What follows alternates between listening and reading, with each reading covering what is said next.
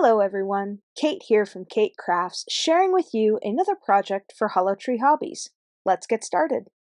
So to kick things off, I am using the Give It a Whirl stencil, and we're going to line our paper up to where it needs to be, and then we're going to hold it down with some washi tape so it doesn't move. And once I've got that in place, we are going to take two adorable, cute little bunnies from the Eggstra Amazing Easter set by Lawn Fawn. And once I'm happy with the placement, we are going to close the door, pick those guys up, and then remove that and put it back in place. And then we're going to grab a magnet and hold everything down so it doesn't shift. So once we've done that, I'm going to take out some of Lawn Fawn's Jet Black ink, which is also alcohol marker friendly. And we are going to load these two cuties up with a little bit of this black ink, give it a good mash down, and then we're going to load it up again with some extra ink. Now, while I have these guys in the stamp positioner, what I'm going to do is I'm going to go ahead and grab a full stick Post-it note, and we are going to give them another little stamp down on that. And those aren't dark enough, so I'm going to add a little bit more ink and darken those up, and then we're going to create masks. So off camera, I've gone ahead and cut them out, and we are just going to stick these guys right over top of the bunnies because we're going to do a little bit of ink blending, and I don't want to get any ink on those cuties.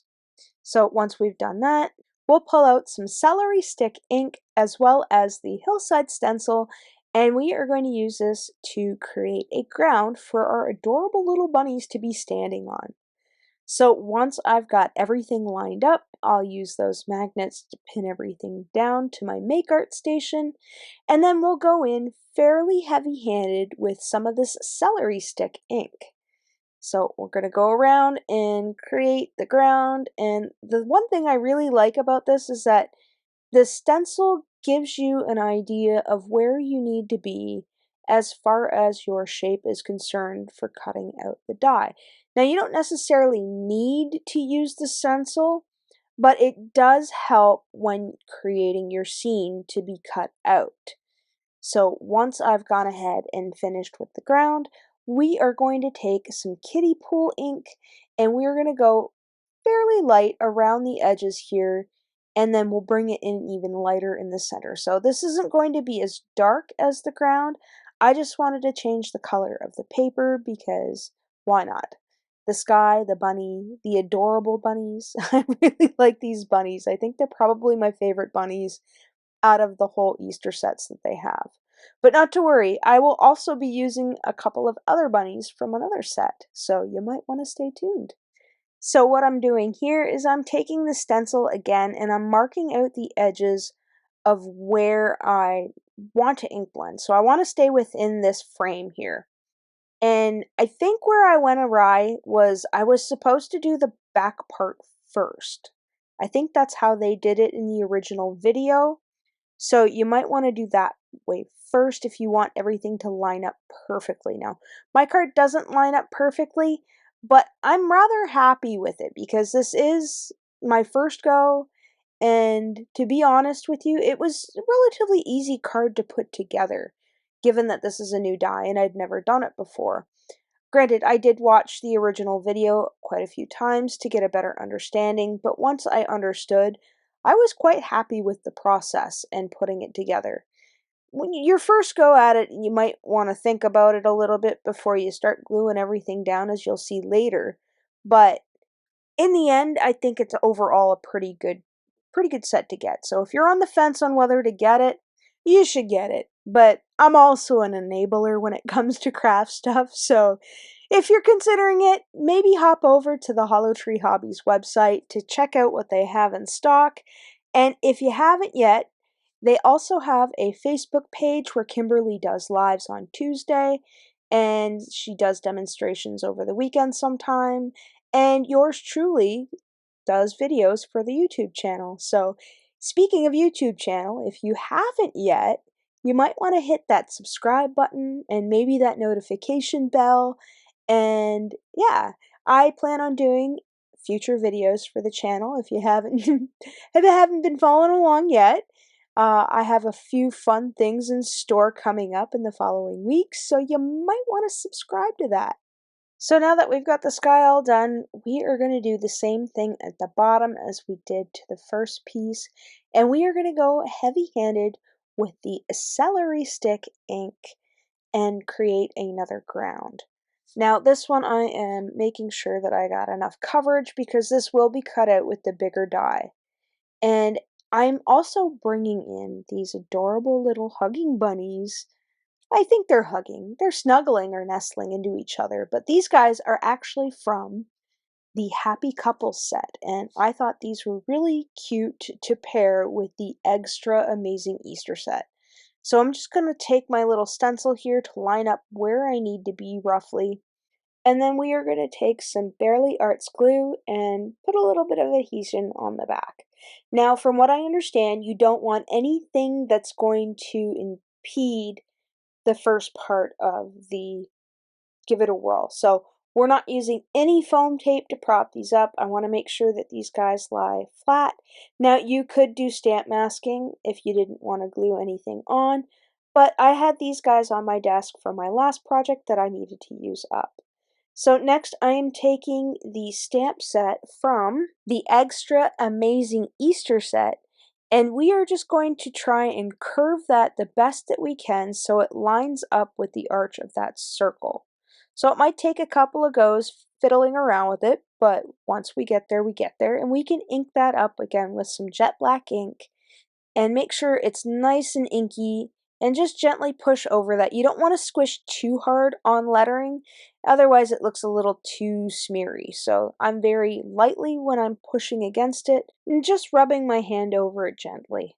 So once we've gone ahead and stamped out the sentiment, we are going to take the stencil and the die. So the stencil I'm just using to give myself an idea of where that die needs to be, and I'm just kind of moving it around to see what I like best. Now, I wanted to cut out as little, well, you're not really cutting out, but I really wanted to not cut into the bunnies so much, but it was going to be inevitable. And that's the only downside to this, is that you end up cutting into your work, even though that this is part of the mechanism. So you really got to push through this part. So once I've lined everything up to where I need it to be, I'm very carefully going to pull that out and tape that down with some of my washi tape. Then that way everything is secure for when we run it through the die press. Now once I've got all that done, we will cut that off camera, and then we'll go ahead and come in with the second die, and first we're going to peel off those masks, because I could use those masks again and save them for another time. I've already gone ahead and colored them off camera, and very carefully I'm going to line this up as best as I can. Give it an eyeball. I think everything looks alright, but you'll see in a little bit what I mean. So I should have done the background one first and then done this second, but it is what it is. So I'll take again some of that washi tape, and we will hold that down and cut that off on camera. And here's where I kind of went a little off the rail. So I had gone ahead and I'd stuck the little copy paper piece down, and something was wrong. So I took it off and I thought, you know what, I'm going to put the little handle in first so I know which side the copy paper is going to go on. So I've removed the old piece, and then I've cut a new piece and folded it over, and then added my tape runner to it, and then I can go ahead and glue that on. So what this is going to do is this is going to stop the mechanism from going all the way through, and then I'm just going to use the stencil to kind of make sure that I don't get tape all over my project, because you don't want tape anywhere else. So I'm going to take these two little Pac-Man pieces and I'm going to glue them together, and then I'm going to feed it through the back, and this is where you get to see it come together. You got to teach it how to go. So that's what we're going to do. We're going to feed it through and make sure that it is all in there. So you want to slot that back piece through the front piece. So it's almost like a sandwich, if you will.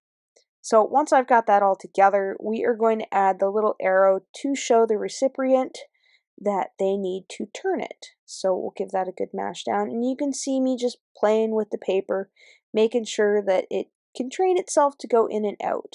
And it's a little finicky at first, but once you get it, and it works perfectly.